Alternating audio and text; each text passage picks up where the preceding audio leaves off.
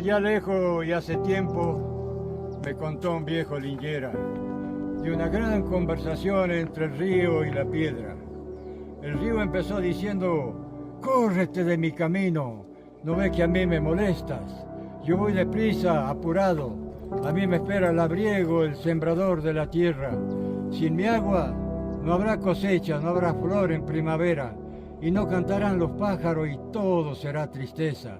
En cambio vos no sos nada, no produces, no procreas, no podrás contar historias porque siempre te veo quieta. Yo he recorrido los valles, los arroyos, las quebradas, las praderas.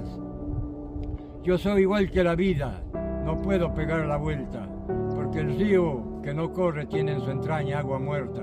Detenerme, que ande hierba. Y así se fue alejando, remolineando en su cresta.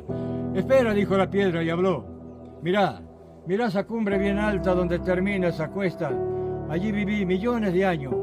Las cerrazones, las nieblas me decretaron la reina. Yo he visto nacer al sol, al lucero, las estrellas. La tuve acá frente mío 1000 veces a la luna llena. Yo he conversado con los vientos, me contaron sus alegrías y tristezas. Y un día cayó una nieve, me tapó y me dejó ciega. Y así estuve muchos años llorando contra la tierra. De mis lágrimas se armó tu río, nació tu primera arteria.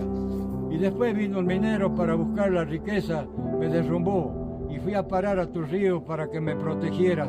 Pero vos nunca me hablaste, soy tu madre y me desprecias. ¿Por qué será que en la vida hay tanto olvido y tristeza?